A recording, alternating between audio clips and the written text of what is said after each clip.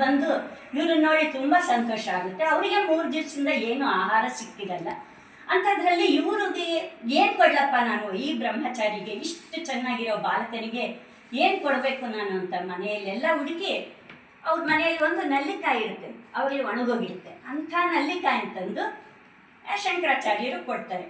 ಆಗ ಶಂಕರಾಚಾರ್ಯರು ಅದನ್ನು ಇಸ್ಕೊಂಡು ಇವ್ರಿಗೇನು ಇಲ್ಲ ಅಂಥದ್ರಲ್ಲಿ ನನಗೆ ಹುಡುಕಿ ಇಂಥ ನಲ್ಲಿಕಾಯಿ ಕೊಟ್ಟಿದ್ದಾರಲ್ಲ, ಈ ಅಜ್ಜಿಗೆ ನಾವು ಏನಾನ ಒಳ್ಳೇದು ಮಾಡಬೇಕು ಅಂತಂದು ಅವರು ಒಂದು ಲಕ್ಷ್ಮೀ ದೇವಿನ ಪ್ರಾರ್ಥನೆ ಮಾಡ್ತಾರೆ. ಏಕೆಂದರೆ ಲಕ್ಷ್ಮೀ ದೇವಿನೇ ತಾನೇ ಎಲ್ಲರಿಗೂ ಸಂಪತ್ತು ಕೊಡೋಳು.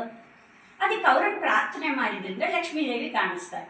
ಕಾಣಿಸಿ ಆ ಅಜ್ಜಿ ಹಿಂದಿನ ಜನ್ಮದಲ್ಲಿ ಯಾರಿಗೂ ಏನೂ ದಾನ ಮಾಡಿಲ್ಲ, ಅದರಿಂದ ಆ ಅಜ್ಜಿಗೀಗ ಏನೂ ಐಶ್ವರ್ಯ ಕೊಟ್ಟಿಲ್ಲ ಅಂತಂದಿದ್ದಕ್ಕೆ, ಇಲ್ಲಮ್ಮ ಅವ್ರು ನನಗೆ ಅವರಲ್ಲಿ ಏನು ಇಲ್ದಿದ್ರು ಈ ನಲ್ಲಿಕಾಯಿ ದಾನ ಮಾಡಿದ್ದಾರೆ, ಅವ್ರ ಹತ್ರ ಏನು ಇಲ್ದಿದ್ರು, ಅದರಿಂದ ನೀನು ಕರುಣಿಸ್ಲೇಬೇಕು ಅಂತಂದು ಕನಕಧಾರ ಸ್ತುತಿ ಅಂತ ಎಲ್ಲರೂ ಕೇಳಿದ್ದೀರಲ್ಲ, ಅದನ್ನು ಅವರು ಅವಾಗ ಪಠಣ ಮಾಡ್ತಾರೆ. ಲಕ್ಷ್ಮೀ ದೇವಿ ಅದನ್ನು ಕೇಳಿ ಸಂತೃಪ್ತಗೊಂಡು ಆ ಅಜ್ಜಿ ಗುಡಿಸಲಿನ ಮೇಲೆ ಕನಕಧಾರ ವೃಷ್ಟಿ ಅಂದರೆ ಕನಕ ಬಂಗಾರದ ಮಳೆ ಸುರಿಸ್ತಾಳೆ. ಅಂದರೆ ಗುರುಗಳು ಏನೋ ಇಲ್ದಿ ಸಾಗಿರುತ್ತೆ, ತುಂಬ ವಯಸ್ಸಾಗಿ ತುಂಬ ಕಷ್ಟಪಡ್ತಾ ಇರ್ತಾರೆ. ತಾಯಿ ಹತ್ರ ಇವರು ಕೇಳ್ತಾರೆ, ನಾನು ಬ್ರಹ್ಮಚಾರಿ ಆಗಬೇಕು ಅಂತ ಇದ್ದೀನಿ, ಸನ್ಯಾಸಿ ದೀಕ್ಷೆ ತಗೋಬೇಕು ಅಂತಿದ್ದೀನಿ. ತಾಯಿ ಒಪ್ಪಲ್ಲ. ಅಷ್ಟೊತ್ತಿಗೆ ಇವರಿಗೆ ತಂದೆ ಇದ್ದಕ್ಕಿದ್ದ ಹಾಗೆ ಹೆಚ್ಚು ಕಮ್ಮಿ ಆಗಿ ತಂದೆ ಮರಣ ಬಂದುಬಿಟ್ಟಿರ್ತಾರೆ. ತಾಯಿ ಭಾಳ ದುಃಖದಲ್ಲಿದ್ದಾಗ ನಮಗಾದ್ರೆ ಮಕ್ಕಳು ಏನು ಸಮಾಧಾನ ಮಾಡಲ್ಲ. ಆದರೆ ಇವರು ಶಂಕರಾಚಾರ್ಯರು ಎಂಥ ಮಹಾನ್ ವ್ಯಕ್ತಿಗಳಂದರೆ, ತಾಯಿಗೆ ಆ ವಯಸ್ಸಿನಲ್ಲಿ 3 ವರ್ಷದ ಮಕ್ಕಳಿಗೆ ಏನು ಗೊತ್ತಾಗುತ್ತೆ ಹೇಳಿ. ಆದರೂ ಅವ್ರು ಹೇಳ್ತಾರೆ, ಅಮ್ಮ ಈ ಶರೀರ ಶಾಶ್ವತ ಅಲ್ಲ, ಆತ್ಮ ಒಂದೇ ಶಾಶ್ವತ, ಆತ್ಮ ದೇವ್ರ ಸನ್ನಿಧಾನಕ್ಕೆ ಸೇರಿದೆ. ನೀನೀಗ ದುಃಖ ಪಟ್ಟರೆ ತಂದೆ ಆತ್ಮ ನೋವು ಬೀಳುತ್ತಮ್ಮ, ನೀನು ಆ ರೀತಿ ಮಾಡಬೇಡ, ಈ ಶರೀರ ಶಾಶ್ವತ ಅಲ್ಲ, ಅವರು ಮುಕ್ತಿ ಹೊಂದಲಿ ಅಂತ ಹೇಳ್ತಾರೆ.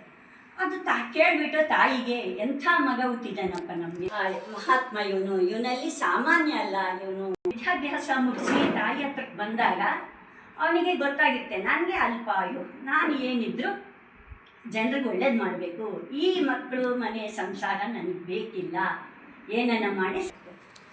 ಈಗ ತಾಯಿ ಮಗ ಇಬ್ಬರು ಸೇರಿ ನದಿ ಸ್ನಾನಕ್ಕೆ ಅಂತ ಹೋಗ್ಬೇಕಾದ್ರೆ ನದಿಯಲ್ಲಿ ಸ್ನಾನ ಮಾಡ್ತಾ ಇರ್ತಾರೆ. ತಾಯಿ ಬಟ್ಟೆ ಒಗಿತಾ ಇರ್ತಾರೆ. ಏನನ್ನ ಮಾಡಿ ಈ ಬಂಧನ ಬಿಡಿಸ್ಕೋಬೇಕು ಅಂತ ಶಂಕರಾಚಾರ್ಯರು ಏನು ಮಾಡ್ತಾರೆ, ಅದರಲ್ಲಿ ಒಂದು ಮೊಸಳೆ ಇರುತ್ತೆ ನದಿಯಲ್ಲಿ. ಆ ಮೊಸಳೆ ಇಟ್ಕೊಂಡ್ಬಿಡುತ್ತೆ. ಇಟ್ಕೊಂಡಾಗ ಅವ್ರು ಕೇಳ್ತಾರೆ, ಅಮ್ಮ ಮೊಸಳೆ ಇಟ್ಕೊಂಡ್ಬಿಟ್ಟಿದ್ದೀಯಮ್ಮ, ನನಗೆ ಬಿಡಲ್ಲ ಇದು. ಅದಕ್ಕೆ ತಾಯಿ ಏನು ಹೇಳ್ತಾಳೆ, ಮಗ ಹೆಂಗೆ ಬ್ರಹ್ಮಚಾರಿ ಹೋಗ್ತೀನಿ ಅಂದರೆ ಬೇಡ ಅಂತಾನೆ, ಈಗ ನಾನು ಒಪ್ಪಿಗೆ ಕೊಟ್ಟರೆ ಮಾತ್ರನೇ ಅದು ಬಿಡೋದು ಅಂತ ಅವ್ರ ತಾಯಿ ಹೇಳ್ತಾರೆ. ಅವ್ರ ತಾಯಿಗೆ ಅದಕ್ಕೆ ಮಗ ಎಲ್ಲೇ ಇಲ್ಲಿ ಚೆನ್ನಾಗಿದ್ದರೆ ಸಾಕು ಅಂತ ಹೇಳಿಬಿಟ್ಟು, ಆಯ್ತಪ್ಪ ನೀನು ಸನ್ಯಾಸಿ ಆಗು ಅಂತ ಹೇಳಿದ ತಕ್ಷಣ ಆ ಮೊಸಳೆ ಬಿಟ್ಟೋಗ್ಬಿಡುತ್ತೆ. ಆಗ ಅವರು ಸನ್ಯಾಸಿಯಾಗಿ ಮುಂದೆ ಆಮೇಲೆ ತಾಯಿ ಕೇಳ್ತಾರೆ, ತಾಯಿಗೆ ಮಗ ಒಬ್ಬನೇ ಅಲ್ವಾ, ಮತ್ತೆ ಬಿಟ್ಟೋಗ್ಬಿಟ್ಟರೆ ನನಗೆ ಅಂಥ ಕಾಲದಲ್ಲಿ ಯಾರು ಅಂತಂದಿದ್ದಕ್ಕೆ, ಇಲ್ಲಮ್ಮ ಸನ್ಯಾಸಿಗಳಿಗೆ ಮತ್ತೆ ತಂದೆ ತಾಯಿ ಇದು ಮಮತೆ ಏನೂ ಇರೋದಿಲ್ಲ ಅವರಿಗೆ. ಆದರೆ ಶಂಕರಾಚಾರ್ಯರು ಏನು ಮಾಡ್ತಾರೆ, ನಾನು ಅಂತ್ಯಕಾಲದಲ್ಲಿ ನೀನು ತಿಳ್ಕೊಂಡ ತಕ್ಷಣ ನಾನು ನಿನ್ನ ಹತ್ರಕ್ಕೆ ಬರ್ತೇನೆ ಅಂತ ಹೇಳಿ ತಾಯಿ ಸಮಾಧಾನ ಮಾಡಿ ಅವರು ಸನ್ಯಾಸಿ ದೀಕ್ಷೆಗೆ ಹೋಗ್ತಾರೆ. ಮತ್ತು ಮುಂದೆ